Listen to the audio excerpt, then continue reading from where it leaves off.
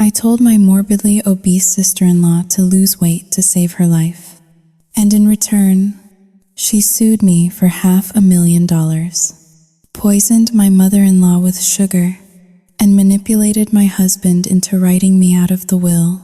I am writing this with shaking hands because I still cannot believe that the woman I welcomed into my home turned it into a crime scene while I slept upstairs. My name is Evangeline, and I used to have a perfect life in Connecticut until Brenda arrived with her fake limp and her real malice. She claimed I was a bully for monitoring her diet, but while she played the victim, she was secretly swapping life-saving medication for pure syrup to induce a diabetic coma in her own mother just to speed up an inheritance payout. My husband looked at me with hatred when I tried to warn him. Choosing his sister's lies over our 10-year marriage, I installed hidden cameras to prove I was not crazy. But what I saw on those tapes destroyed everything I ever believed in. It turns out that sometimes the people who demand your pity are the ones holding the knife behind their backs. I saved my finances, but I lost my soul in the process. How do you wake up from a nightmare when you are the one who had to burn the house down to escape? Am I the monster for exposing the truth? Or was I just the only one willing to see it? My name is Evangeline Sterling. I am 38 years old, a certified holistic nutritionist, and until recently, the owner of a pristine reputation in the leafy, manicured suburbs of Westport, Connecticut. I built a career on discipline. I built a marriage on order. I believed that if you controlled the input, you could control the outcome. That if you ate clean, lived clean, and kept your environment sterile, chaos could not touch you. I was wrong. Chaos does not knock on the front door. It seeps through the cracks in the floorboards, disguised as family. Currently, I am sitting in a lawyer's office that smells of stale coffee and impending divorce. But let us rewind to where the infection started. It began 6 months ago, not with a bang, but with a simple, unsolicited medical opinion. My life back then was a masterpiece of curation. I lived in a colonial-style house that was mortgage-heavy but visually perfect. My husband, Mark, was a soft-spoken accountant who seemed content to let me steer the ship. We had no children yet. I wanted to wait until my practice was fully autonomous. So my baby was my kitchen. It was a temple of white Carrara marble and stainless steel. A place where bacteria dared not linger. I remember the Tuesday afternoon clearly. The air outside was crisp, the kind of New England autumn day that makes you want to wear cashmere and drink hot apple cider. But I was not drinking cider. I was drinking warm lemon water while driving my sister-in-law, Brenda, to her appointment at the metabolic clinic. Brenda Sterling was 34 years old but moved with the heavy, labored gait of a woman twice her age. She was morbidly obese, a term I use not as an insult, but as a clinical diagnosis. She lived in a perpetual state of victimhood, claiming her weight was a glandular mystery that science could not solve.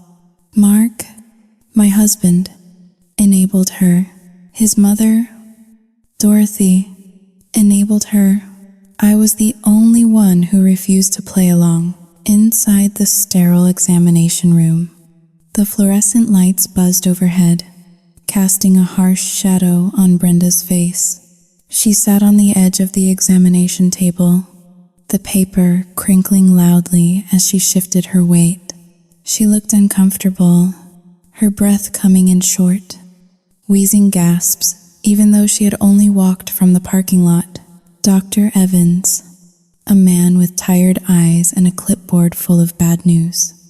Sahiv. He adjusted his glasses and looked at Brenda with genuine concern. Brenda, your A1C levels are critical, he said softly. You are pre-diabetic, bordering on type 2. Your blood pressure is 100 and 60 over 95. If we do not make drastic changes immediately, we are looking at heart failure within 5 years. I watched Brenda's reaction closely. I expected fear. I expected a wake-up call. Instead, I saw her eyes dart to the side, looking for an exit, looking for an excuse. It is just stress. Doctor, Brenda whimpered, her voice taking on that childlike quality she used whenever she wanted something from Mark. I hardly eat anything. I have been fasting all week. It must be my thyroid again. My hands tightened around the strap of my purse. I felt that familiar itch in my chest. The compulsion to correct an error. It is a flaw of mine. I admit, I cannot stand a lie when it is presented as a fact. That is not true. Brenda, I said. My voice was calm, measured, devoid of malice. Or so I thought. Brenda's head snapped toward me. Excuse me? I looked at the doctor, then back at her. You have not been fasting. When I picked you up today, there were 3 empty wrappers from a drive-through burger joint stuffed into the side pocket of your passenger door. And you finished a large soda before we even hit the highway. The room went silent. The hum of the air conditioner seemed to roar. Brenda's face turned a mottled shade of red. It was not shame. It was rage. Pure, unadulterated rage. But she did not scream. Brenda was smarter than that. She knew how to weaponize tears. Her bottom lip began to tremble. Her eyes filled with water instantly. She looked at Dr. Evans, then at me, as if I had just slapped her across the face. I cannot believe you, she sobbed, her voice breaking perfectly. You brought me here just to humiliate me? You have always hated me because I am not a size 2 like you. Eva, this is fat shaming. Doctor, she is abusing me mentally. No, Brenda, I said, leaning forward, trying to keep my tone professional. I am trying to save your life. The doctor just said you could die. You need accountability? Not coddling, she wailed louder, a sound of theatrical agony. Mark, I want my brother. The doctor looked uncomfortable, shifting his weight. Madam, maybe it is best if we calm down, he said to me, his tone implying that I was the aggressor. I stood there, stunned. I was the one speaking the truth. I was the one who cared enough to stop her from eating herself into an early grave. Yet, in that small white room, the narrative had already shifted. I was no longer the concerned sister-in-law. I was the villain. When we got back to the car, Brenda refused to speak to me. She sat in the passenger seat, aggressively typing on her phone. I could see the reflection of the screen in the window. She was texting Mark, then she was texting Dorothy. I pulled out of the parking lot, gripping the steering wheel until my knuckles turned white. I told myself I did the right thing. I told myself that sometimes love requires a scalpel, not a bandage. But as I looked at Brenda out of the corner of my eye, I saw her stop crying. She wiped her face, and for a split second, she looked at me. There were no tears in that look. It was cold. It was calculating. It was the look of someone who had just been handed a loaded gun and was figuring out where to aim it. That night, Mark came home late. He did not kiss me hello. He walked straight to the refrigerator, took out a beer, and stared at me with an exhaustion that chilled my bones. Brenda called me, he said, not looking at me. Mom called me too. They said you made a scene at the doctor's office. I did not make a scene. Mark, I defended myself, chopping vegetables with a little too much force. I told the truth. Your sister is lying to her doctors. She is killing herself. Mark SIL, a heavy, defeated sound. Eva, You know she is sensitive. You cannot just bully people into health. She is family. You have to be gentler. I put the knife down. Gentler? Mark. Gentle is what got her to 300 pounds. Gentle is what is going to stop her heart. Mark shook his head and walked out of the kitchen. You just do not get it.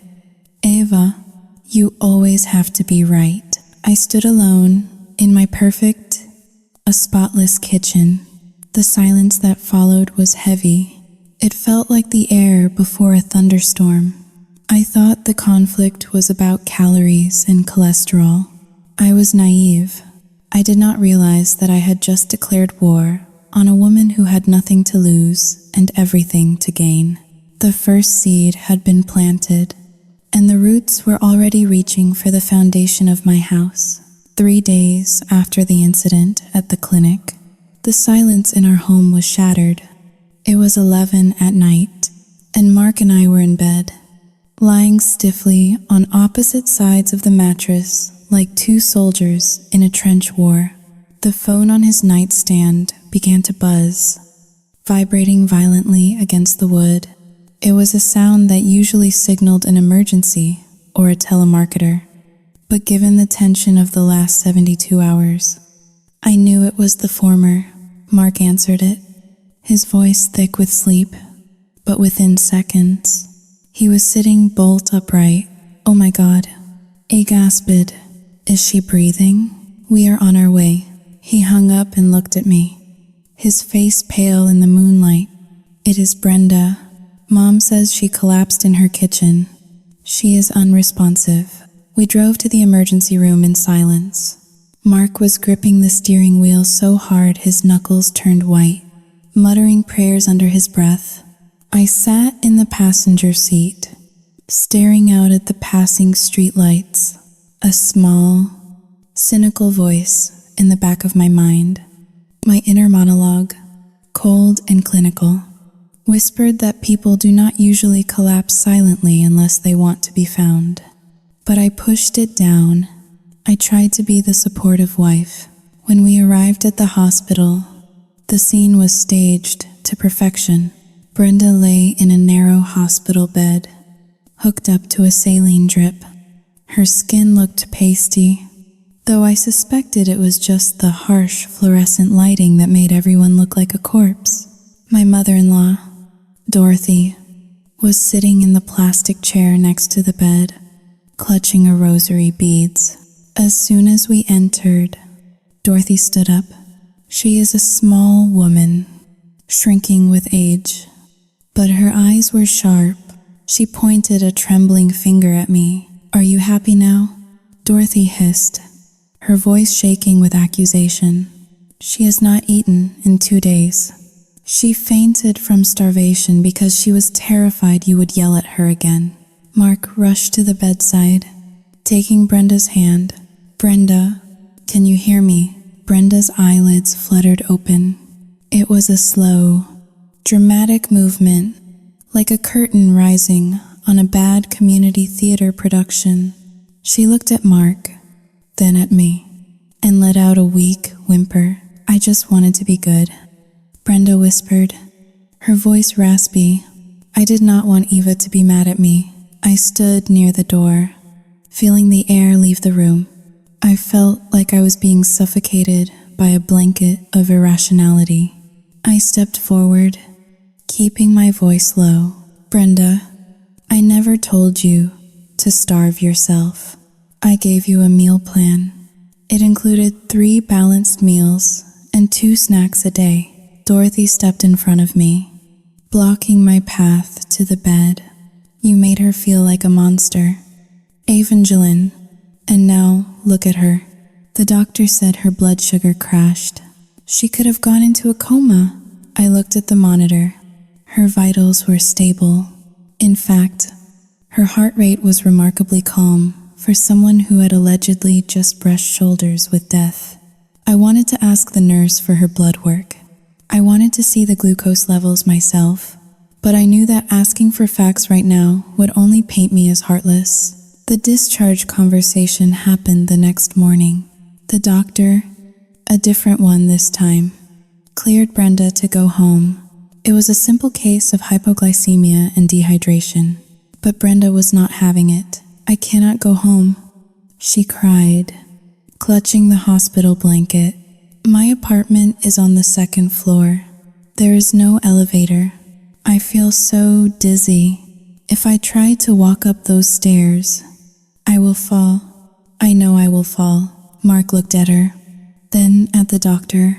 "Is it safe for her to be alone?" The doctor shrugged, looking tired. "Ideally, she should have someone monitor her for 24 hours, just to be safe. But medically, she is cleared." That was all the opening they needed. Dorothy turned to Mark, tears streaming down her face. "I cannot take her. My house is full of boxes from the renovation. And with my bad hip, I cannot help her if she falls. Mark, you have to help your sister." Mark turned to me. His eyes were pleading. It was the look of a man who is trapped between his wife and his blood, and he was begging me to release the pressure valve. "Ava, please," he said softly, pulling me into the hallway. "Just for a little while. We have the guest suite on the ground floor. No stairs. She can stay there until she gets her strength back." I crossed my arms, feeling the cold linoleum floor beneath my feet. "Mark, you know how I feel about my space. I work from home. I need quiet. And frankly, I do not trust her. It is just 2 weeks. Ava," Mark pressed, his voice desperate. 2 weeks. 14 days. I promise. I will handle everything. I will buy her food. I will clean up after her. She just needs a safe place to recover. If you say no, and she falls down those stairs, 小雨静号令, 2# is greater than I could never forgive myself. And neither could you. He had cornered me. If I said no, I was the monster who let a sick woman fall down a flight of stairs. If I said yes, I was inviting a virus into my sterile computer system. "Fine," I said, the word tasting like ash in my mouth. 2 weeks, 14 days, and she follows my house rules. No eating in the bedroom, no shoes on the hardwood, and she cleans up her own mess. Mark hugged me, relief washing over his face. "Thank you. You are saving her life." I was not saving her life. I was ruining mine. Later that afternoon, Brenda arrived. Mark helped her out of the car, supporting her weight as she limped theatrically toward our front door. She was wearing gray sweatpants and a stained, oversized t-shirt. She carried a distinct odor, a mix of stale perfume and something greasy, like old fryer oil, that instantly clashed with the scent of eucalyptus and lavender that permeated my home. I stood in the foyer, watching them enter. My house was a sanctuary of minimalism. White walls, beige, linen sofas, polished oak floors. Everything had a place. Everything had a purpose. Brenda hobbled into the living room and immediately collapsed onto my pristine beige sofa. She let out a loud groan, kicking off her sneakers. One of them tumbled onto the rug, leaving a small smudge of dirt. "Oh, it is so nice here," Brenda said, looking around. "So fancy." Mark went back to the car to get her bags. For a brief moment, it was just the two of us. I walked over to the sofa. "Brenda," I said, keeping my voice even, "the guest room is down the hall. Please try to keep your personal items in there." Brenda looked up at me. Her face was still pale, her posture slumped in defeat. But then, as she shifted to get comfortable, her eyes met mine. For a split second, the mask slipped. The corners of her mouth twitched upward. It was not a smile of gratitude. It was a smirk, a tiny, imperceptible smirk that vanished as quickly as it appeared. It was the look of a squatter who had just planted a flag on conquered territory. "Do not worry, Ava," she said, her voice dripping with fake sweetness. "I will be as quiet as a mouse. You will not even know I am here." I felt a chill run down my spine. I looked at the dirt smudge on my rug. The first crack had appeared in the foundation of my life, and I had the sinking feeling that the house was already starting to tilt. The promise of 14 days evaporated like steam off a boiling pot, leaving behind a residue of resentment that coated every surface of my home. 2 weeks turned into 4. 4 weeks stretched into 8. My sanctuary, once a bastion of silence and sterilization, had transformed into a claustrophobic prison of noise and clutter. The guest suite was no longer just a room. It was a black hole that sucked the energy out of the rest of the house.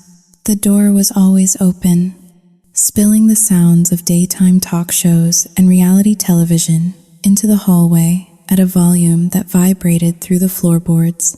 But it was the smell that broke me.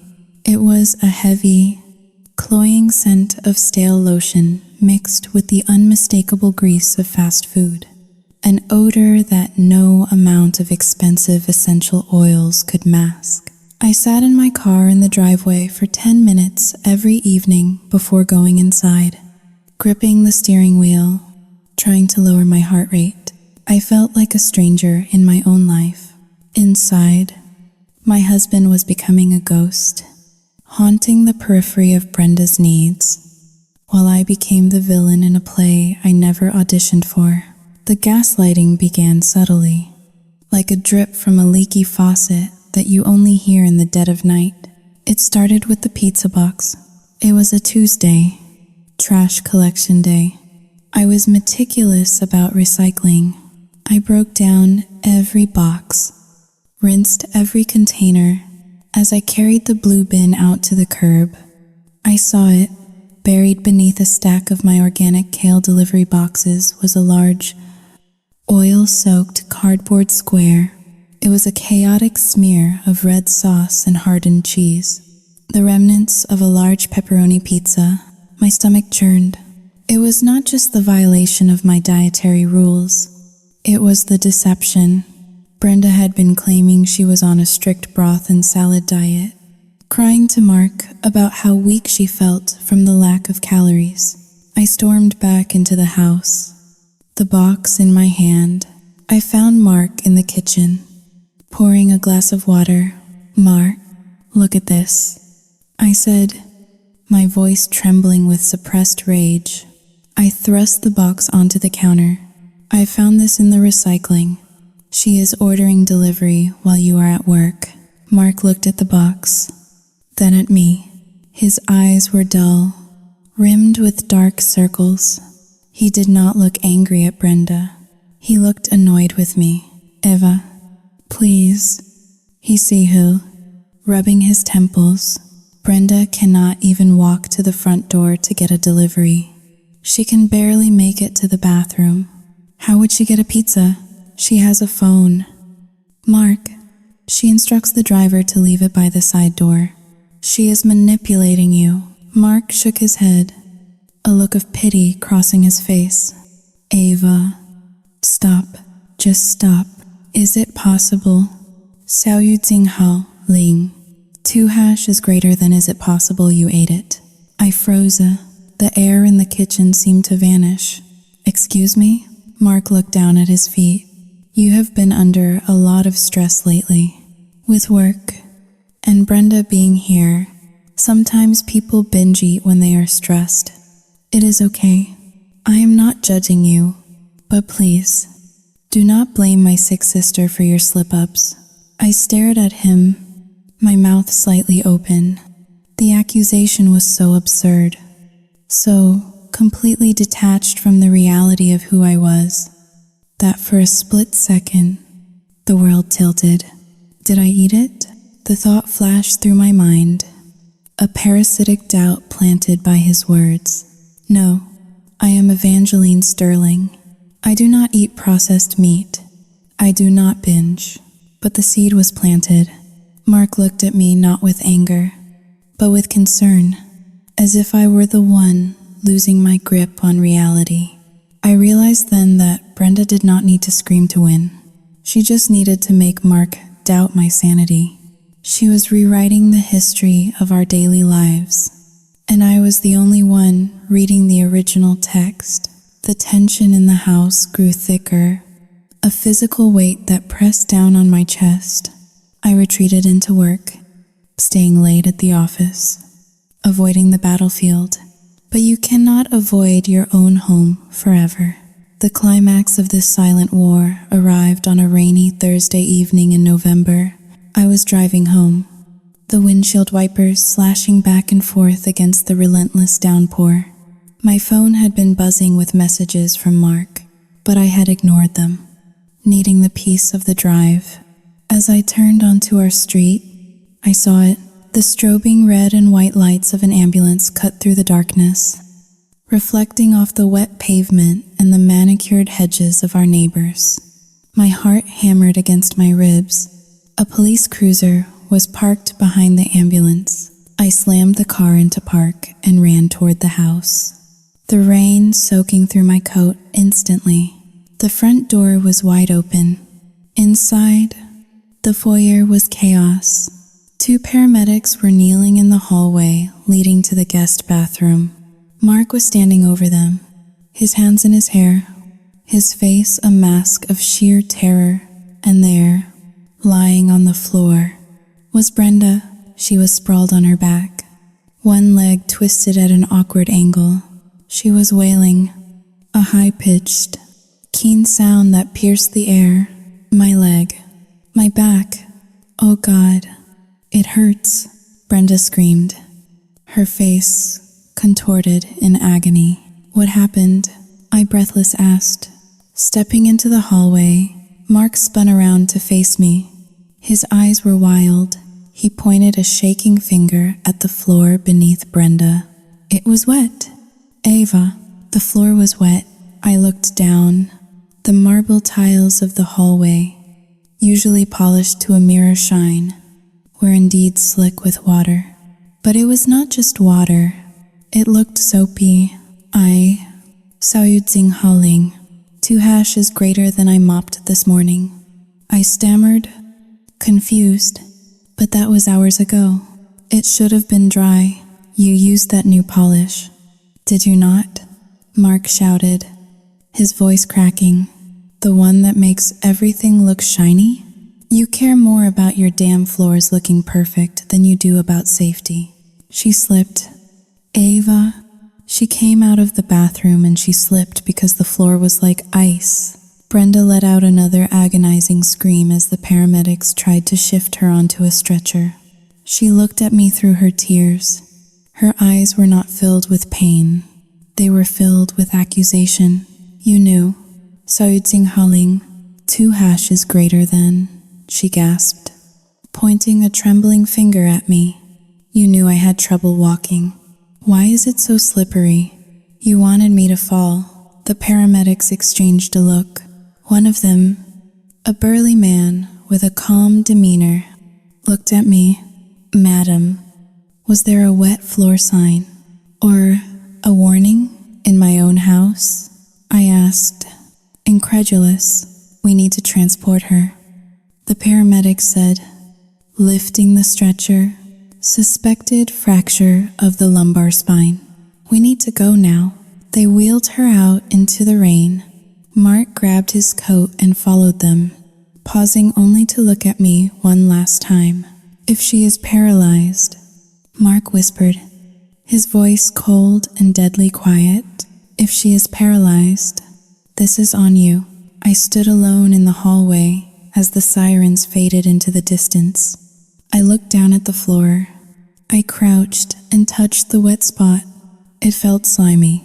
It smelled faintly of dish soap, the cheap lemon kind that Brenda kept in her bathroom, not the organic cleaner I used.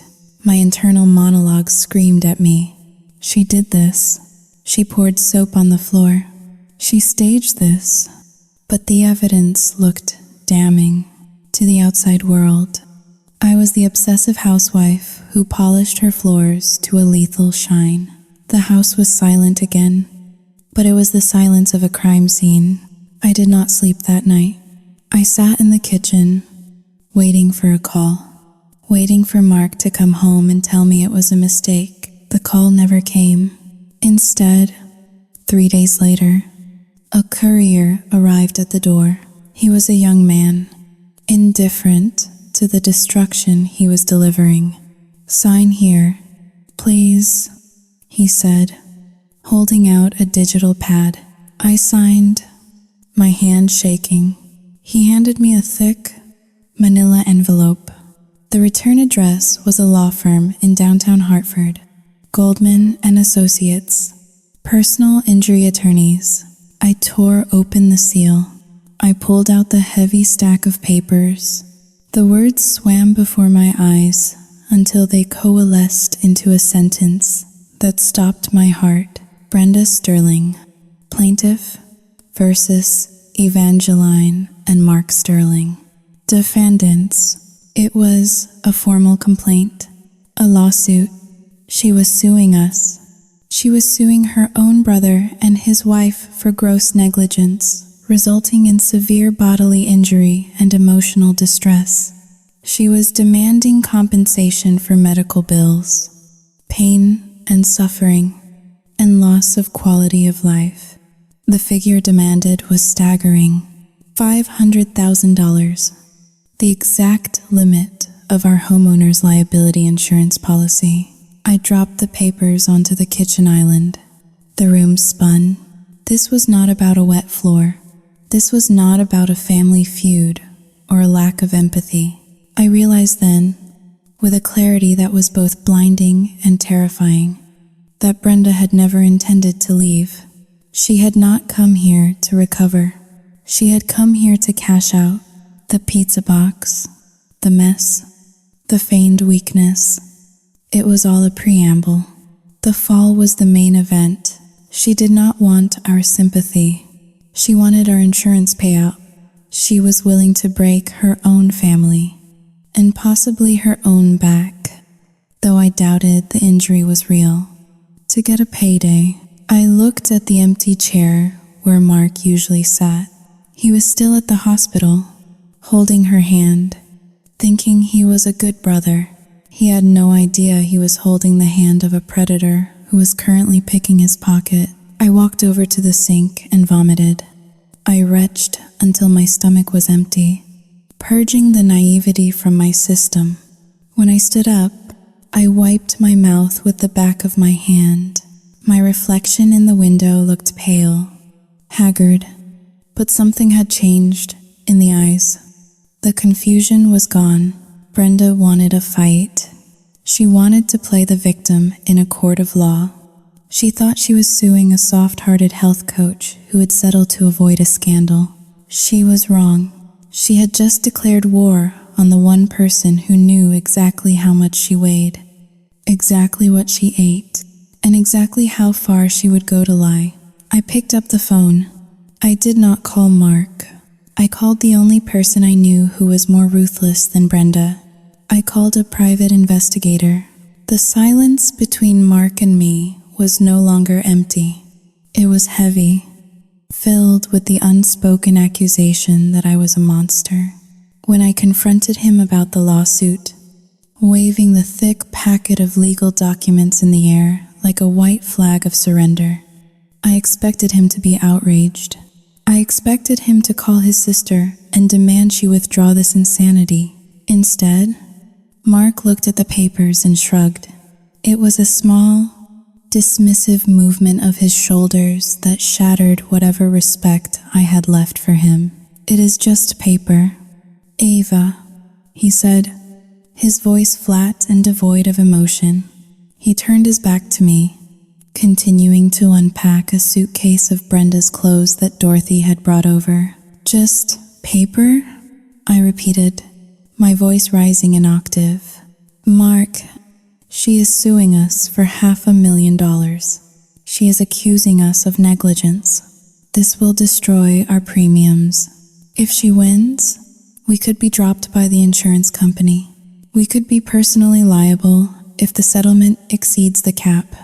Do you understand that she is trying to rob us? Mark spun around, his face flushed. She is not robbing us. She is hurt. The doctor said she might need physical therapy for years. She cannot work. She has no savings. This money, Sao Yu Ting Hao Ling, 2# is greater than it is not coming out of our bank account. Ava, it is coming from the insurance company. That is why we pay them every month. It is a victimless crime.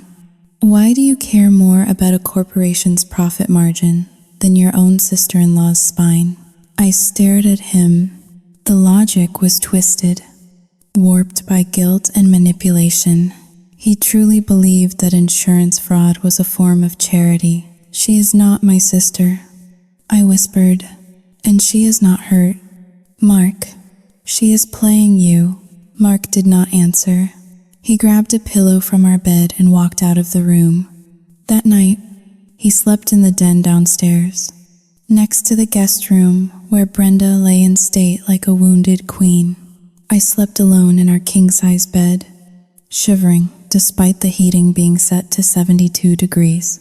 The days that followed were a blur of humiliation. My home was no longer my own. Dorothy had effectively moved in to act as Brenda's nurse, and she brought with her a whirlwind of chaos. My kitchen, once a sanctuary of green juices and lean proteins, now smelled perpetually of bacon, grease, and butter. I came home from work one evening to find Dorothy standing at my stove, frying pork chops in a cast iron skillet. Grease splattered onto the white marble backsplash. You look thin, Evangeline, Dorothy said without turning around. Her tone was not complimentary. It was judgmental. Maybe if you ate some real food, you would not be so high-strung. Maybe then you would have noticed the floor was wet before my poor Brenda broke her back. I gripped the strap of my laptop bag. Dorothy, please use the splatter screen if you are going to fry things. The grease stains the grout, Dorothy scoffed, flipping a chop with unnecessary force. You worry about the grout while your family falls apart. You have ice in your veins. Girl, ice. I retreated to my home office, slamming the door. I needed to work. I needed to control something. My coaching business was the one area of my life where I was still the authority, where people listened to me, where logic prevailed. I logged onto a Zoom session with a client, a wealthy mother of 3 named Sarah, who had been struggling to lose the last 10 pounds for 6 months. Usually, I was patient. I was encouraging. I was the rock they leaned on. But today, looking at Sarah's face on the screen, I felt a surge of irrational anger. I just do not understand. Eva, Sarah whined, taking a sip from a large mug that looked suspiciously like it contained wine. Not tea. I am following your plan perfectly, but the scale will not budge. It must be my metabolism. Or maybe the plan is too hard. My eye twitched. I looked at the food log she had submitted. It was blank for 3 days. You are not following the plan. Sarah, I said. My voice was sharp, cutting through the digital connection. Sarah blinked, surprised by my tone. Well, I had a few cheat meals this weekend. My husband wanted pizza, and Sao Yu Ting Hao Ling, R Ting Hao Da Yu, pizza. The word triggered a flash of red in my vision. I saw the greasy box in my recycling bin. I saw Brenda's smirk. Stop lying to yourself, I snapped. Sarah recoiled. Excuse me? You are not a victim of your metabolism. I continued, my voice rising. I felt the heat climbing up my neck. You are a victim of your own excuses. You say you want to change, but you want the results without the discipline. You want to be coddled? You want me to tell you it is okay to eat garbage and sit on the couch? Well, it is not okay. You are lazy. You are lying to me. And worse, you are lying to yourself. There was a stunned silence on the other end of the line. Sarah's mouth hung open. Xiao Yu Jingha Ling. 2 hashes greater than I think we are done here. She stammered, and the screen went black. I sat there, staring at my own reflection in the dark monitor. My chest was heaving. I had just verbally assaulted a client. I had just projected all my hatred for Brenda onto a woman who simply wanted to lose a few pounds. My phone pinged. It was an email from Sarah. Cancel my subscription immediately. And do not expect a recommendation. I put my head in my hands. The tears finally came, hot and stinging. I was losing control. The discipline I prided myself on was fracturing. Brenda was not just taking my money. She was taking my mind. She was turning me into the bitter, angry woman she claimed I was. I walked out of my office, needing water. As I passed the living room, I heard laughter. It was coming from the guest suite. The door was slightly ajar. I peered through the crack. Mark was sitting on the edge of the bed, spoon-feeding Brenda some of Dorothy's mashed potatoes. Brenda was propped up on pillows, wearing a neck brace that looked brand new. She opened her mouth like a baby bird. Accepting the food, she said something to Mark, her voice low. I leaned in closer. I'm just so glad to be here with you. Marky, she cooed. I feel safe.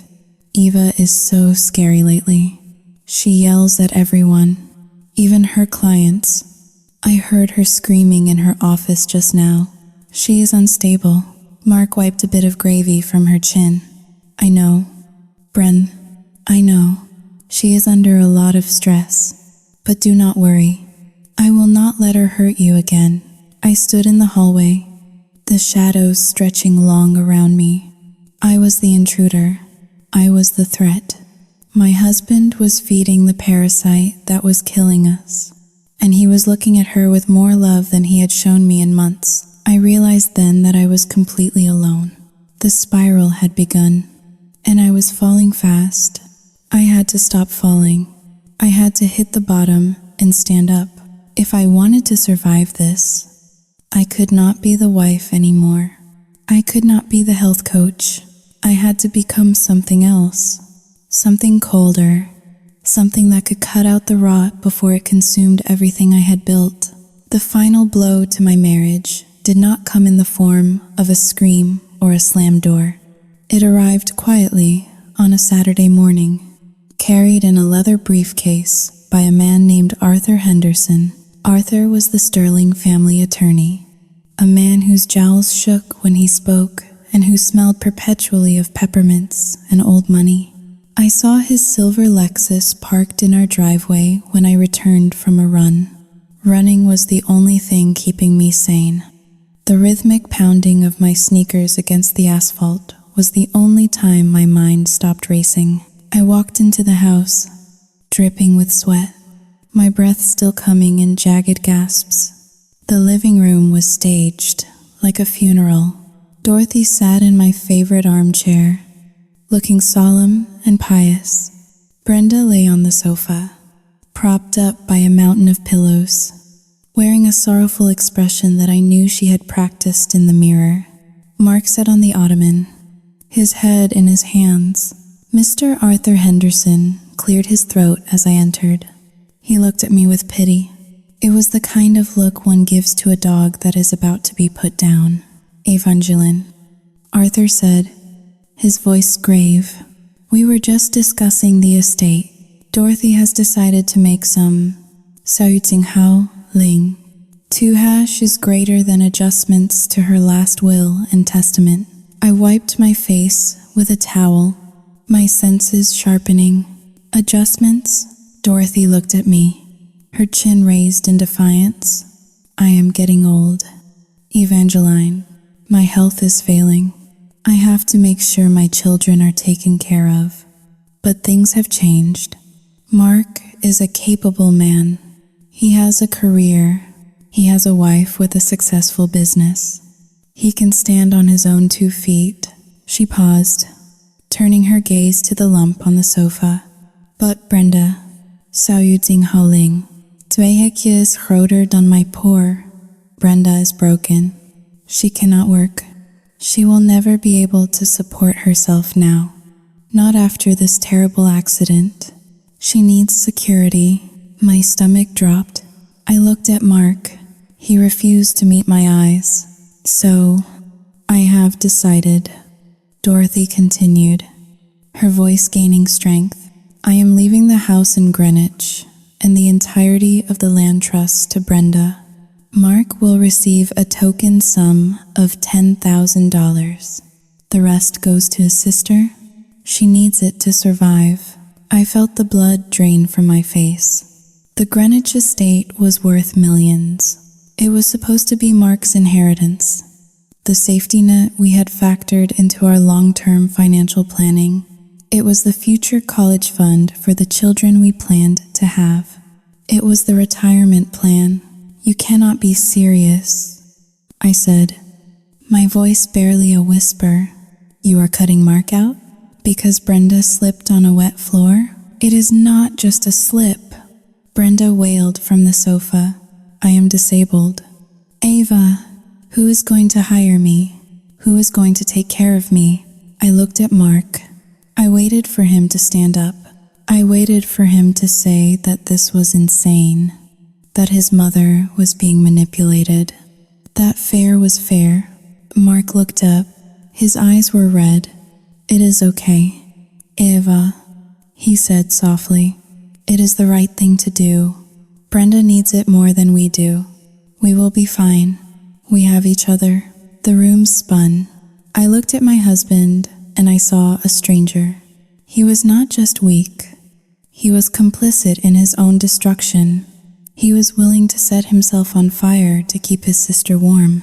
And then I realized the true horror of the situation. If Brenda inherited the estate, she would have millions of dollars at her disposal. She would have the resources to drag out the lawsuit against us for years. She would have the power to destroy me financially, using Mark's own family money to pay the lawyers who were suing us. I am not agreeing to this, I said, my voice shaking with fury. Mark, this is financial suicide. You are letting them steal our future. Mark stood up, his face hardening. Our future? You are so obsessed with money. Eva, that is your problem. You care more about assets than you do about people. This is my family. This is my decision.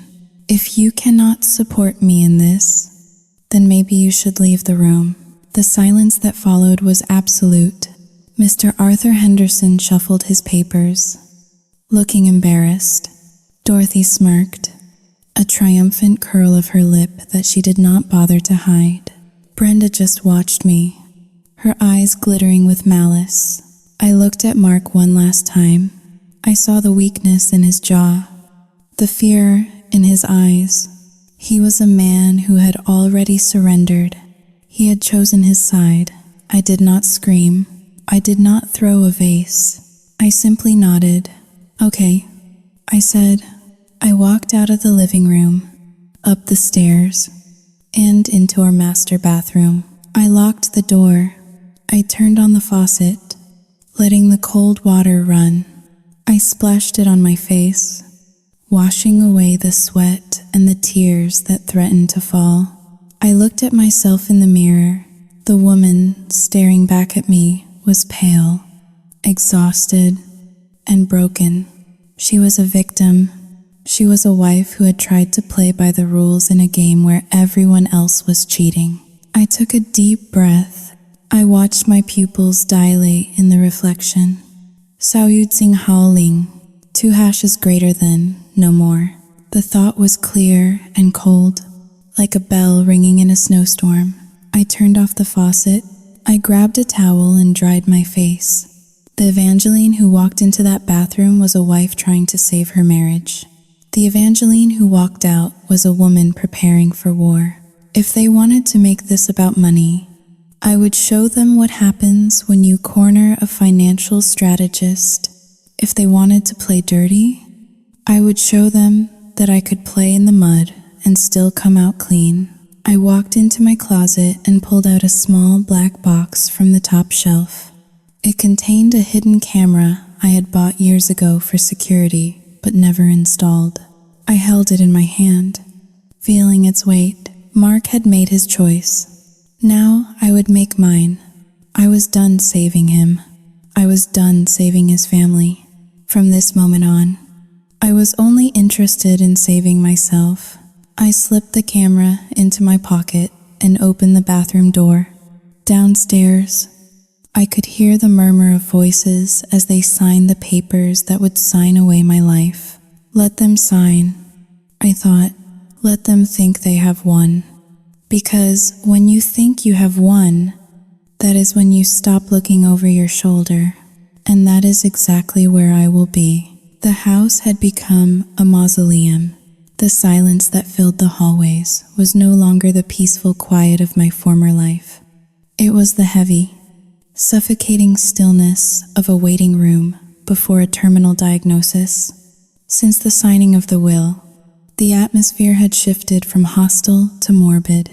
Mark moved through the rooms like a man walking underwater, his movements slow and heavy, his eyes avoiding mine at all costs.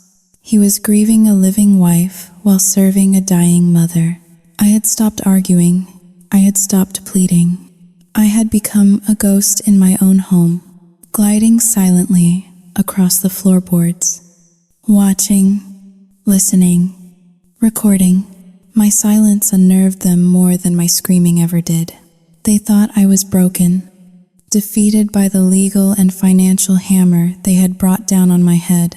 They did not know that I was simply waiting for the lighting to be right before I took the photograph that would hang them. My focus shifted from Brenda to Dorothy. In the weeks following the alteration of the will, my mother-in-law's health had deteriorated with terrifying speed. The woman who had once been a sharp-tongued matriarch, capable of managing a large estate and criticizing my cooking in the same breath, was fading before my eyes. She was staying in the guest room with Brenda now, sleeping in a trundle bed to be close to her invalid daughter, but the roles seemed to be reversing in a twisted and a grotesque way. Brenda was becoming more vocal, more demanding, while Dorothy was shrinking, her skin turning a translucent gray, her hands trembling so violently she could barely hold a spoon. It was a Wednesday afternoon when the pieces of the puzzle began to click into a horrifying picture. I was in the kitchen, pretending to organize the pantry. When Brenda wheeled herself in, she was in her wheelchair, a prop she used whenever she left the bedroom. "Mom needs her afternoon tea," Brenda announced, her voice sickly sweet. She wheeled over to the counter. I noticed she did not use the kettle I had filled with filtered water. Instead, she pulled a large jug of pre-made iced tea from the back of the refrigerator. I watched her out of the corner of my eye. Her movements were quick, efficient. She poured a tall glass of the dark liquid. Then, blocking my view with her body, she reached into the pocket of her oversized hoodie. I heard a faint click, like the sound of a small plastic container opening, followed by a soft splashing sound. She swirled the glass, her back still to me. "There," she whispered to herself, "just how she likes it." She wheeled out of the room, balancing the glass on her knees. I waited a full minute. Then I walked to the refrigerator. I opened the door and took out the jug of tea Brenda had used. I unscrewed the cap and brought it to my nose. It smelled intensely of peach and chemicals. I poured a tiny amount into a spoon and tasted it. It was sickeningly sweet. It was like drinking pure syrup. My teeth ached instantly. This was not just sweetened tea. It was saturated with sugar. I frowned. Dorothy was a type 2 diabetic. Her dietary restrictions were strict. Sugar was poison to her. Literally, high blood sugar could lead to confusion, lethargy, and eventually, a diabetic coma. Why would Brenda be giving her this? A cold knot formed in my stomach. I remembered Dorothy's recent symptoms. The confusion, the constant thirst, the smell of fruit on her breath. A classic sign of ketoacidosis. Mark had dismissed it as mom getting old or early dementia. A narrative Brenda had been pushing aggressively. She is getting so forgetful. Mark, Brenda would say over dinner, shaking her head sadly. She does not even know what day it is. It is best if I manage her medications. Her medications? I closed the refrigerator door softly. The house was quiet. Mark was at work. Brenda was in the guest room, likely watching television with Dorothy. I needed to see the medicine. I crept down the hallway, my socks silent on the hardwood. The door to the guest suite was ajar. I could hear the drone of a soap opera and the sound of Brenda's laughter. Then, I heard Dorothy's voice. It was slurred, weak. Brenda, Sao Yu Jing Ha Ling. 2# is greater than I feel dizzy. My chest feels tight. It is just anxiety. Mom, Brenda's voice replied, dismissive and cold. Drink your tea.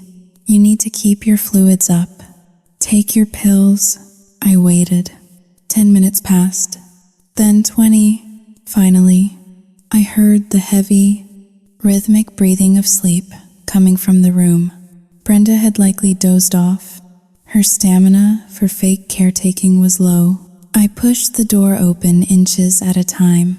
Brenda was slumped in her wheelchair, head back, snoring softly with her mouth open. Dorothy was in the bed, looking like a skeleton under the duvet. Her eyes were closed, her breathing shallow and rapid. On the nightstand, between the bed and the wheelchair, sat Dorothy's weekly pill organizer. Next to it was an empty glass with a sticky brown residue at the bottom. I slipped into the room, holding my breath. My heart hammered against my ribs like a trapped bird. I reached the nightstand. I picked up the pill organizer. Wednesday, afternoon slot, empty. I looked at the bottles of medication lined up on the dresser. Metformin, Glipizide, blood pressure medication. I picked up the metformin bottle. It felt light. I opened it and poured a pill into my hand. It was a small, white oval. It looked correct, but something was wrong.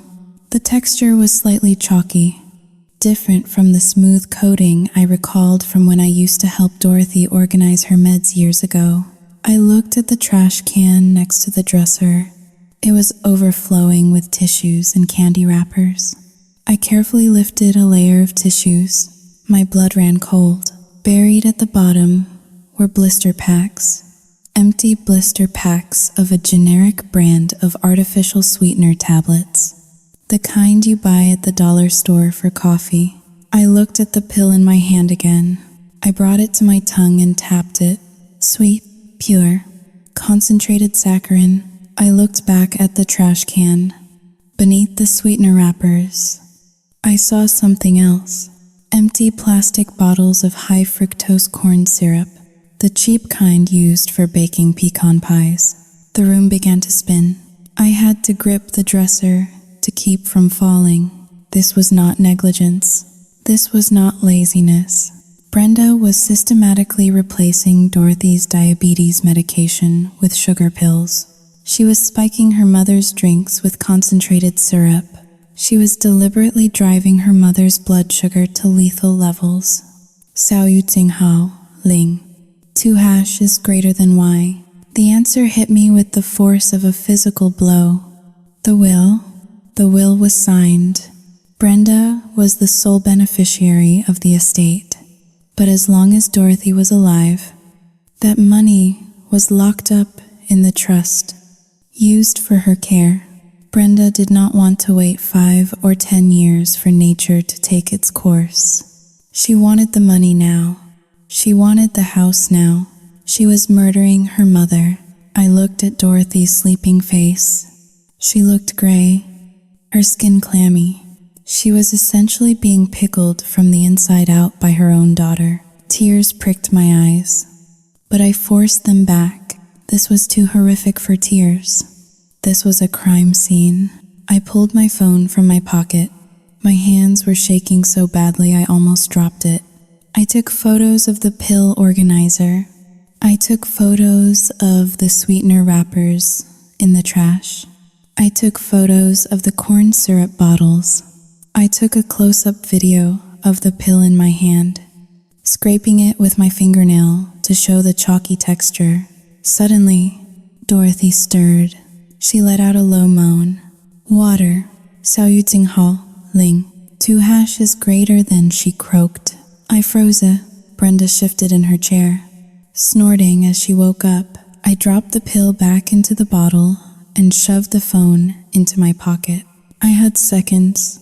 I dove behind the heavy velvet curtains that covered the French doors leading to the patio. I pressed myself against the glass, making myself as flat as possible. Brenda yawned loudly. She wheeled herself over to the bed. What is it now? Mom? She asked, her voice filled with irritation. Thirsty.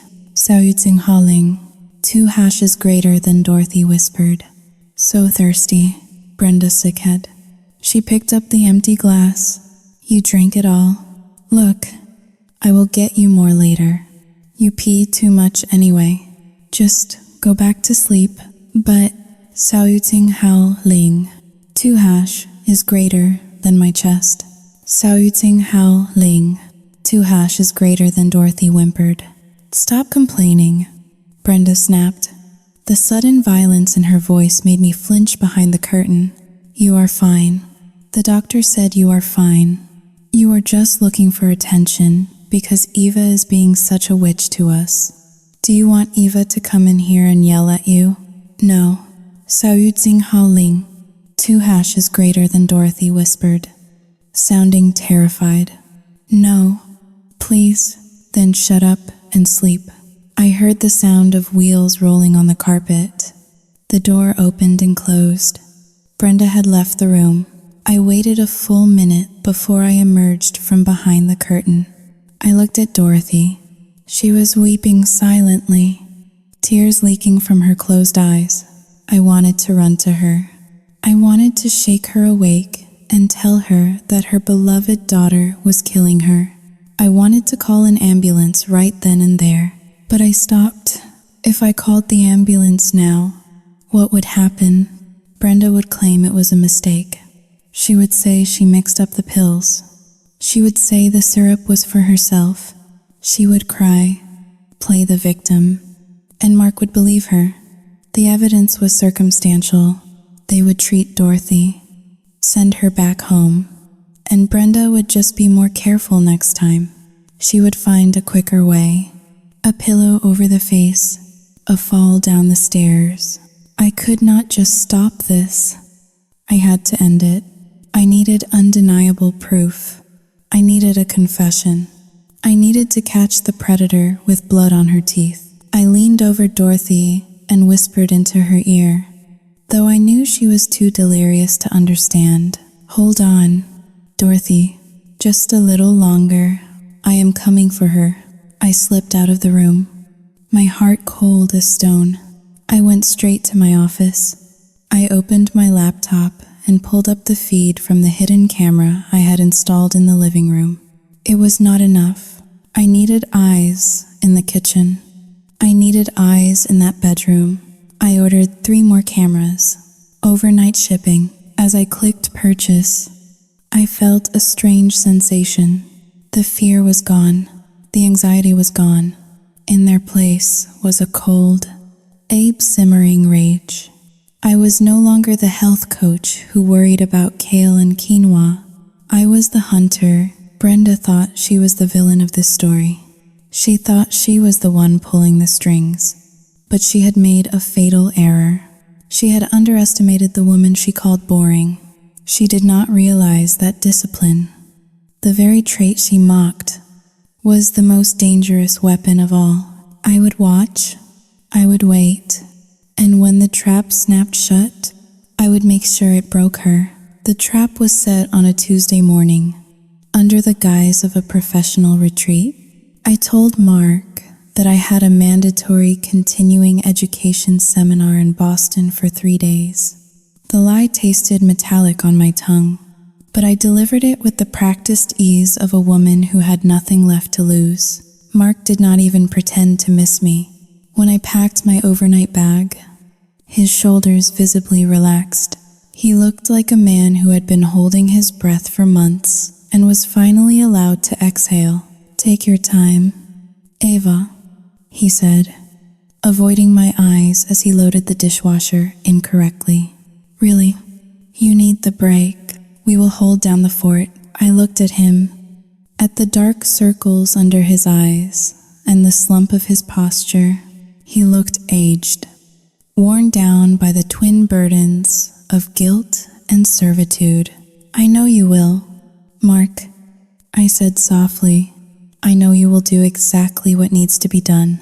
I walked out the door, got into my car, and drove away. But I did not go to Boston. I drove 5 miles down the road to a generic chain hotel off the interstate, a place with beige walls and industrial carpet that smelled of disinfectant. I checked in, locked the door, and set up my command center. My laptop sat on the small desk, glowing blue in the dim light. I had installed 4 cameras. One was in the kitchen, hidden inside a hollowed-out cookbook on the top shelf. One was in the living room, disguised as a carbon monoxide detector. One was in the hallway, and the last one, the most important one, was in the guest bedroom, tucked discreetly behind the ventilation grate near the ceiling. I opened a bottle of sparkling water, sat down, and waited. The first few hours were mundane. I watched Mark shuffle around the house, cleaning up Brenda's messes. I watched him carry trays of food into the guest room. I watched him administer the insulin shots to his mother, or what he thought was insulin. My heart clenched when I saw that, but I forced myself to stay put. I needed the final nail in the coffin.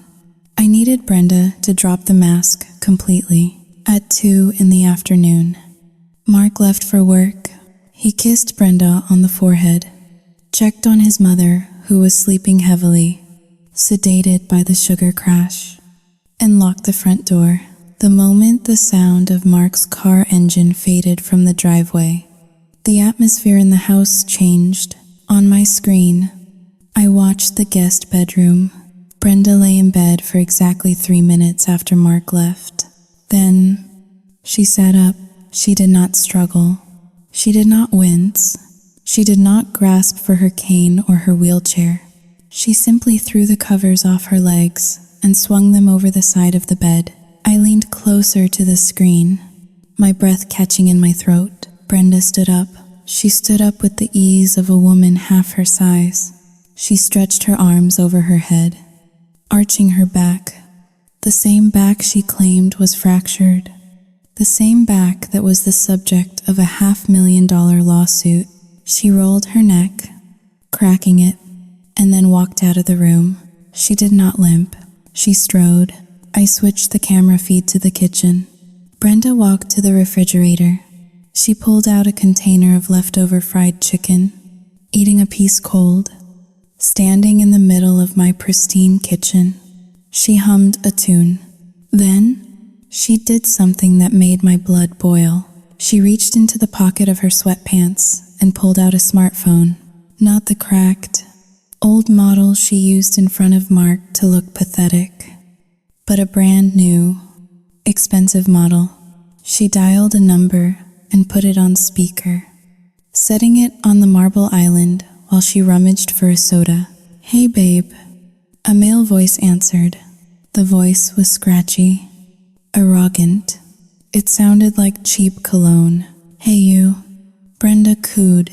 She took a bite of chicken, chewing with her mouth open. "The coast is clear. The witch is in Boston, and the brother is at work." "Did he sign the papers?"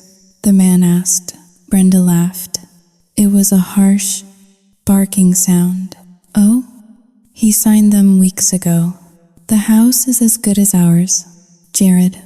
And get this, so you Tsing Haling. 2 hash is greater than Mom is fading fast." I upped the dose in her tea today. She is so out of it she does not even know her own name. We might not have to wait long. I gripped the edge of the hotel desk so hard my fingernails dug into the wood. Hearing it was different from suspecting it. It was visceral. It was evil. "That is my girl." The man, Jared, chuckled. "What about the wife? Is she still making trouble?" "Eva," Brenda scoffed.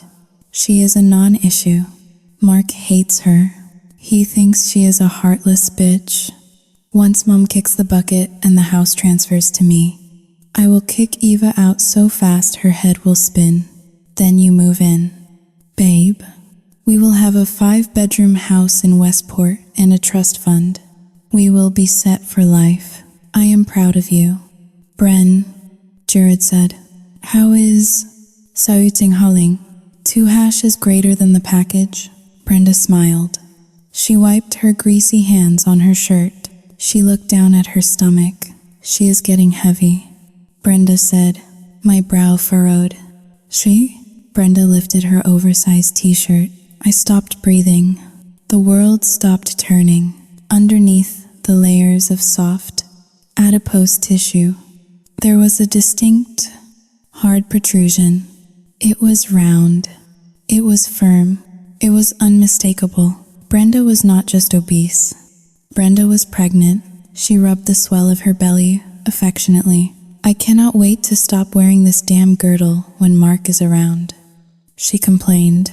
"It is squeezing the life out of me, but it is worth it.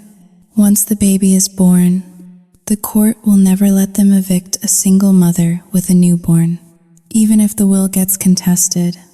The baby is the ultimate insurance policy. Mark is too soft. He will never let his niece or nephew starve.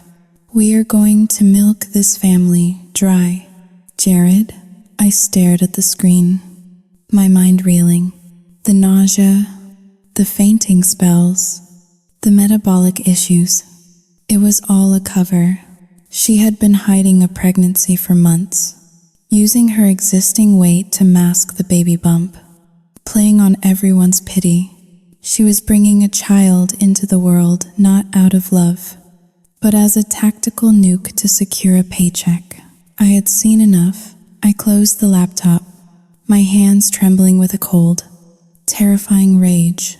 I did not feel fear anymore. I did not feel hesitation. I felt the clarity of an executioner. I packed my bag. I checked out of the hotel. I got into my car. I drove back to the house. I did not speed. I drove the speed limit, obeying every traffic law. I wanted to arrive calm. I wanted to arrive composed. I wanted to be the eye of the storm that was about to level my entire life. When I pulled into the driveway, it was dusk. The lights were on in the living room. Mark's car was still gone, but I knew he would be home soon. I wanted him to be there. I needed an audience. I unlocked the front door. The sound of music blasted from the living room. It was loud, thumping pop music. Brenda was celebrating her solitude. I walked into the foyer. Through the archway, I saw her. Brenda was dancing. She was spinning around the living room, holding a glass of wine in one hand. Alcohol while pregnant, another crime to add to the list. And swaying her hips, she looked joyous. She looked healthy. She spun around and saw me. The glass slipped from her hand. It shattered on the hardwood floor, sending a spray of red wine across the beige rug. The music continued to thump, a grotesque soundtrack to the silence between us. "Ava," she stammered, her face drained of color. "You, Seo Jinghao Ling. 2 hashes greater than you are in Boston." I walked over to the stereo and pulled the plug. The silence that rushed back into the room was deafening. "I forgot something," I said. My voice was low, devoid of inflection. Brenda's eyes darted to the door, then back to me. She immediately slumped her shoulders, trying to shrink back into the character of the invalid. She grasped her lower back, wincing. "Oh, you startled me," she cried, her voice pitching up into a whine. Seo Jinghao Ling.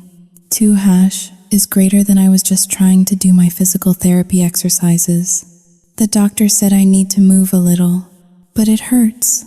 Oh God, it hurts. I stared at her. The performance was insultingly bad. "Drop it, Brenda," I said. "What?" She blinked, feigning innocence. I said, "Drop it." The act, the limp, the stutter. "Drop it all. I do not know what you are talking about," she shrieked.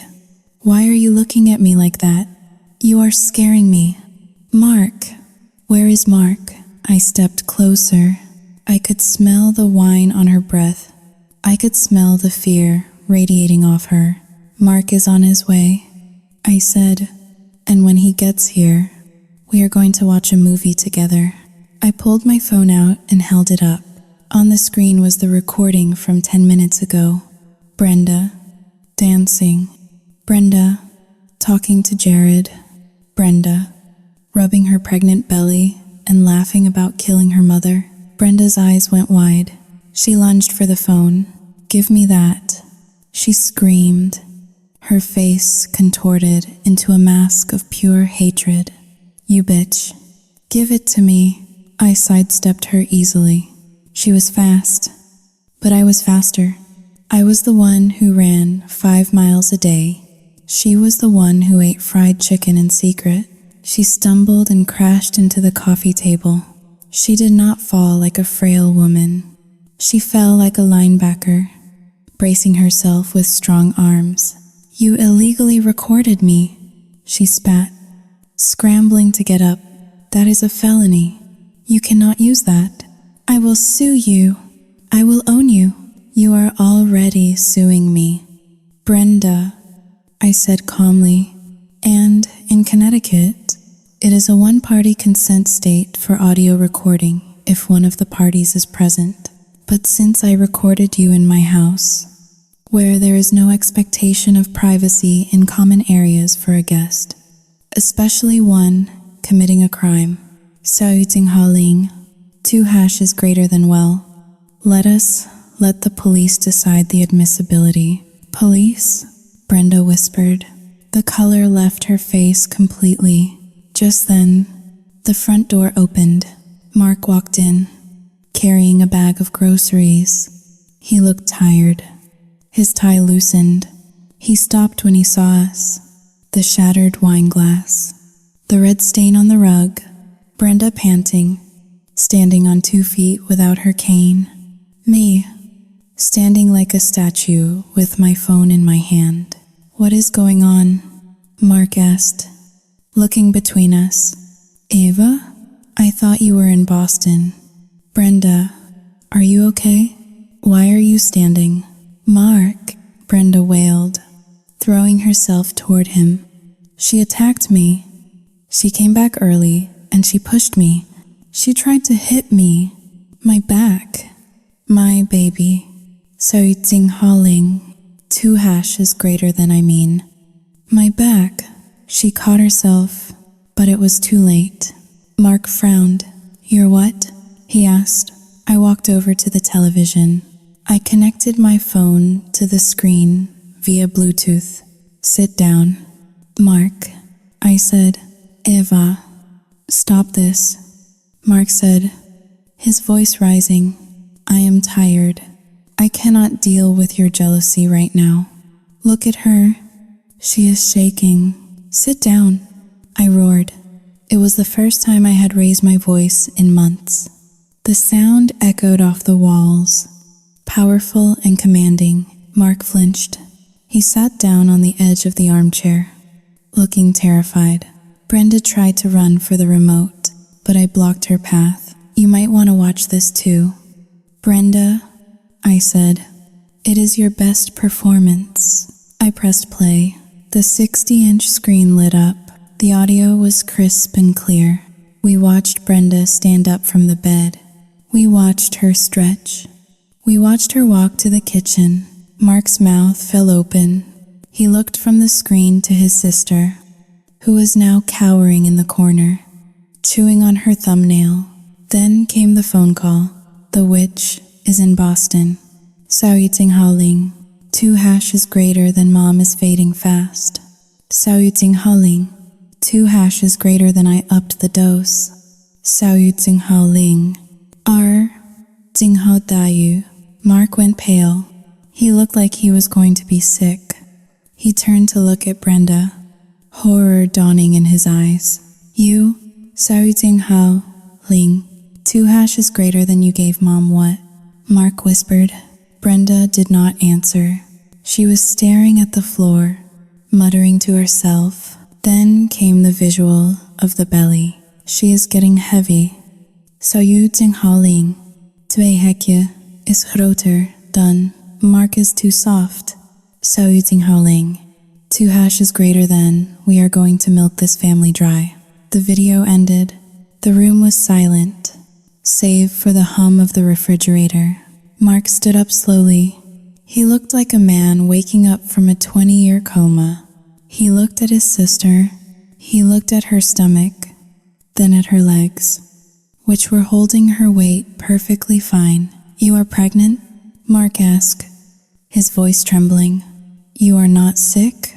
You are pregnant with Sao Yiting Hao Ling, 2 hashes greater than with Jared?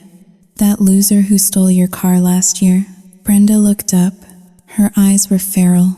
So what? She screamed. So what if I am? I need the money. Mark, I have a baby coming. You have everything. You have this house. You have her. You were supposed to help me. You were poisoning mom. Mark said. The words came out choked, like he could not believe he was saying them. You were killing mom to get the house. It was not poison. It was just sugar, Brenda yelled, as if that made a difference. She is old. Mark, she is going to die anyway. I just sped it up a little. We needed the money now. Mark made a sound I had never heard before. A low, guttural cry of pure anguish. He lunged at her, not to hit her, but as if to grab her and shake the truth out of her existence. I stepped in between them, not to protect Brenda, but to protect Mark. If he touched her, she would twist it. Do not touch her. Mark, I said sharply, she is not worth the assault charge. Mark collapsed onto the floor, putting his head in his hands. He sobbed, great heaving sobs that shook his entire body. He was broken. The sister he had defended, the sister he had betrayed his wife for, was a monster. I looked at Brenda. She was not crying. She was calculating. She was looking at the back door, measuring the distance. You better run. Brenda, I said softly, because I called the police 10 minutes ago. They are just turning onto the street, as if on Kui. The red and blue lights flashed through the front window, illuminating the room in a strobe of judgment. Brenda looked at me one last time. There was no remorse in her eyes, only pure, unadulterated venom. I hope you rot. Eva, she hissed. I smiled, a cold, mirthless smile. I am not the one who is going to rot. Brenda, I walked to the front door and opened it for the officers. The arrival of the police was a spectacle that would feed the Westport gossip mill for decades. The red and blue lights strobed against the tasteful beige siding of our colonial home, turning our manicured lawn into a chaotic disco floor. I stood by the window, sipping a glass of filtered water, watching the destruction of the Sterling family reputation with a detached curiosity. It was like watching a controlled demolition. Messy, loud, but necessary to clear the rot. 2 officers escorted Brenda out of the house.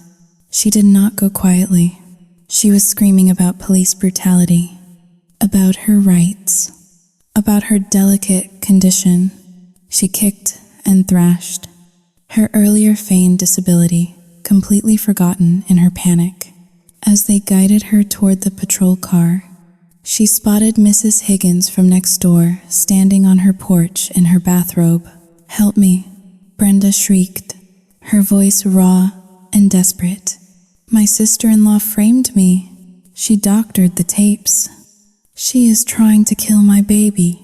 Mrs. Higgins did not rush to help. She simply pulled her robe tighter and stared.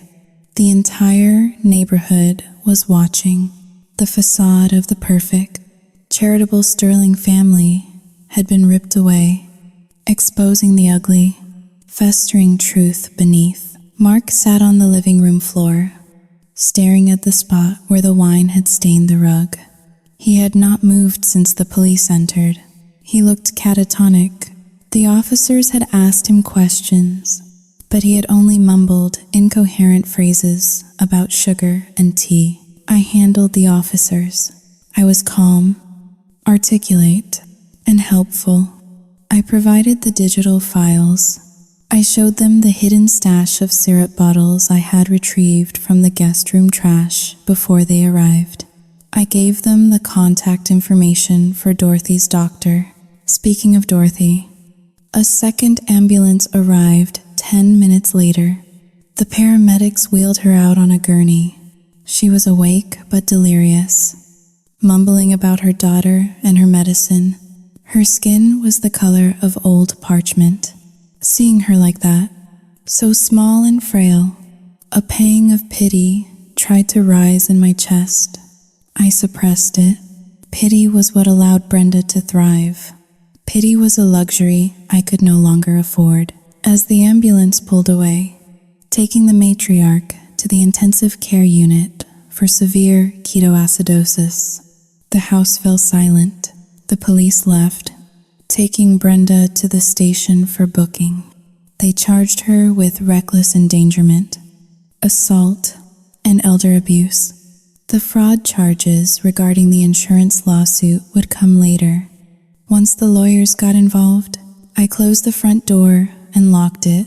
The click of the deadbolt was the most satisfying sound I had heard in years. I turned to Mark. He was still on the floor, his head between his knees.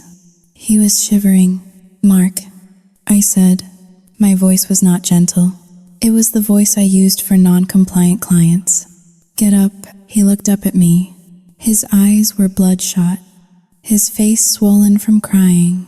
"Ava, Xiaoyu Jinghao Ling. 2# is greater than I did not know. I swear to God, I did not know. You chose not to know." I corrected him. "You chose to be blind because it was easier than confronting her. You let her poison your mother. You let her sue us. You let her destroy our marriage because you were too weak to set a boundary. I am sorry." He sobbed, reaching out to grab the hem of my pants. "Please, Ava, I am so sorry." I stepped back, out of his reach. His touch felt contaminated. "Go pack a bag." "Mark." He froze. "What?" "I cannot look at you right now," I said. "You need to leave. Go to a hotel. Go to the hospital. I do not care where you go, but you cannot stay here tonight." "But," Xiaoyu Jinghaoling, 2# is greater than this is my house too," he whispered. I looked around the room, at the stained rug, the shattered glass, the remnants of the chaos he had invited in. Is it? I asked, because for the last 3 months, you have treated it like Brenda's house. You gave her the master suite in your mind long before you signed that will. Now, get out. Mark stumbled to his feet. He looked like a beaten dog. He walked past me, his shoulders hunched, and went upstairs. 10 minutes later, he came down with a duffel bag. He paused at the door, waiting for me to say something, waiting for me to absolve him. I said nothing. I just stared at him until he turned and walked out into the night. I was finally alone. The house was quiet. I walked into the kitchen. I picked up the spray bottle of organic cleaner and a microfiber cloth. I went to the spot on the floor where Brenda had stood, where she had eaten her fried chicken and laughed about killing her mother. I sprayed the cleaner. I scrubbed. I scrubbed until my arm ached. I scrubbed until the invisible stain of her presence was gone. But as I looked at the gleaming floor, I knew that some stains went deeper than the surface. The house was clean, but it felt empty, not the peaceful emptiness of solitude, but the hollow emptiness of a tomb. The weeks that followed were a blur of legal meetings and sterile waiting rooms. The fallout from Brenda's arrest was swift and brutal, a domino effect that toppled everything Mark thought he owned. Brenda was denied bail. The video evidence of her confessing to poisoning Dorothy was damning enough to keep her remanded to custody. However, the victory was Pyrrhic. During the investigation, the forensic accountants discovered where the money had gone. Brenda had convinced Dorothy to grant her power of attorney over her liquid assets weeks ago, claiming it was to pay for her physical therapy. Brenda had then opened a joint account with her boyfriend, Jared, true to his nature, had cleaned out the account the moment he saw the news of Brenda's arrest. He had taken nearly $200,000, Dorothy's entire savings, and vanished. The police suspected he was in Mexico, but the money was gone. Dorothy survived, but barely. The prolonged high blood sugar had caused irreversible kidney damage and significant cognitive decline. She would never live independently again. She was moved to a state-subsidized nursing facility because there was no money left for the high-end care home Mark had always promised her. Sao Yu Jing Ha Ling, too. And Mark sat across from me at our dining room table, a stack of papers between us. It had been a month since the arrest. He had lost weight. His suit hung loosely on his frame. He looked like a ghost haunting his own life. The insurance company dropped the lawsuit against us once the fraud was revealed, but they also dropped us as clients. We were blacklisted. The legal fees to defend ourselves against Brenda's initial suit and to deal with the criminal investigation regarding Dorothy were astronomical. Mark had drained our joint savings to pay for lawyers for his mother and, foolishly, for a public defender for Brenda because he still felt a twisted sense of obligation. "Eva," Mark said, his voice raspy, "can we just talk? Not about money, about us." I looked up from my laptop. I was calculating my net worth, separating my premarital assets from the wreckage. "There is no us, Mark," I said calmly. He flinched. "Do not say that. We can get through this. Brenda is gone. She is in jail. Mom is safe. It is just you and me now. We can rebuild. I will make it up to you. I will spend the rest of my life making it up to you." I looked at him, searching for any spark of the love I used to feel. I remembered the man I married, the gentle accountant who made me laugh. But that man was gone. He had been replaced by a man who was willing to sacrifice me to appease a predator. "You cannot rebuild a foundation that is rotten." "Mark," I said, "you stood by and watched her abuse me for months. You called me crazy. You called me cruel. You signed away our future because you were too cowardly to say no to your mother. I was manipulated, he pleaded. She is a sociopath. Eva, you saw the video. I nodded. Yes, she is.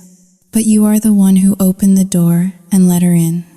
And even now, after everything, I see the way you look at me. You are scared of me.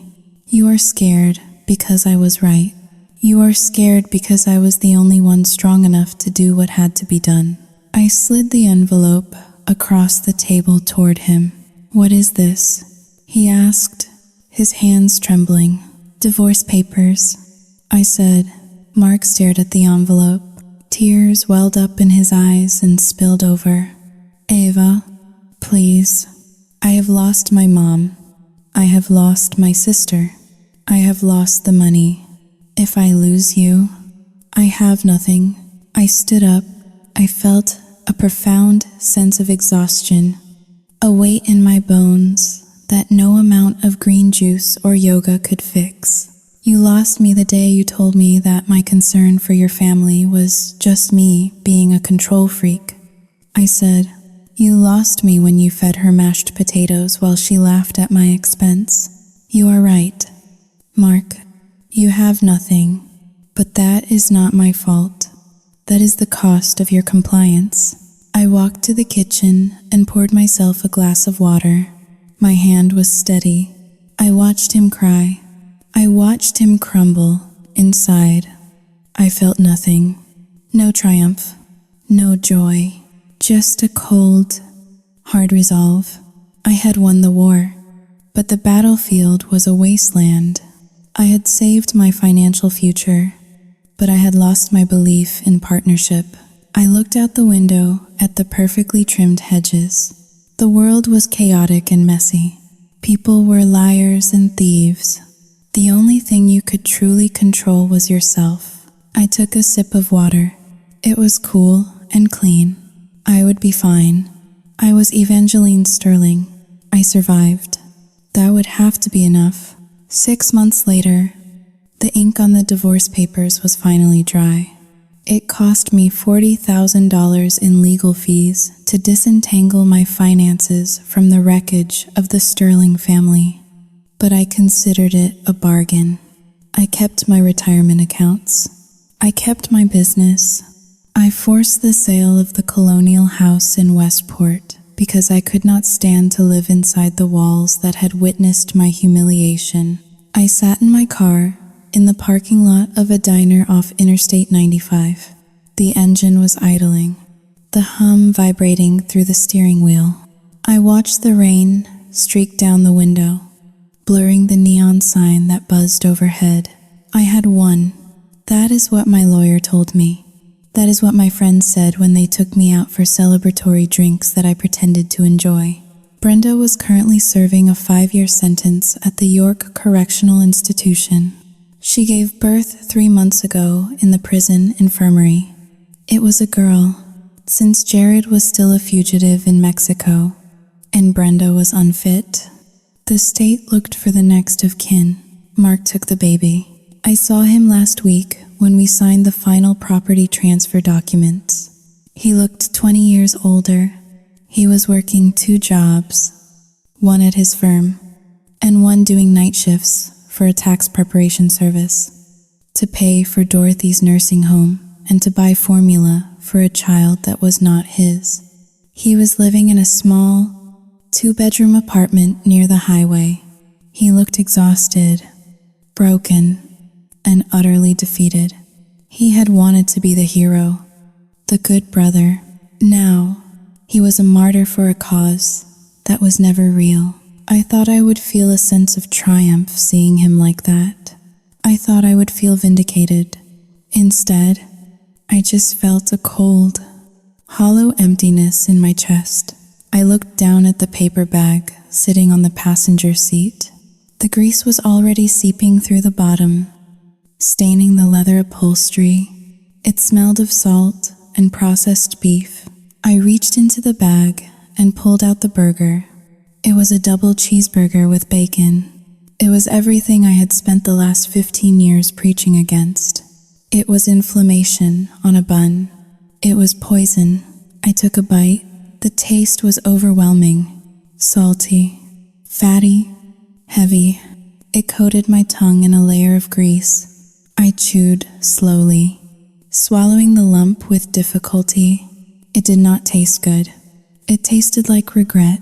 I wiped my mouth with a rough paper napkin. For years, I believed that if I controlled every calorie, every dust mite, every minute of my day, I would be safe. I thought my discipline made me superior, but looking back, I realized that my rigidity had created a vacuum. My obsession with perfection had sucked the warmth out of my marriage long before Brenda arrived. I had made Mark feel small, judged, and inadequate. Brenda was a monster. Yes, but I had weakened the immune system of my family so severely that when the virus arrived, there were no defenses left to fight it. I took another bite of the burger, forcing myself to eat it. This was my penance. I was free, wealthy, and right. I was also completely alone, eating fast food in a rainstorm. I started the car and pulled out onto the highway. The road ahead was long and dark. I would survive. I always survived. But as the lights of the city faded in my rearview mirror, I understood the bitter lesson that Brenda had taught me. You can be right, or you can be happy. I had chosen to be right, and now I had the rest of my impeccable, organized, silent life to figure out if it was worth the price.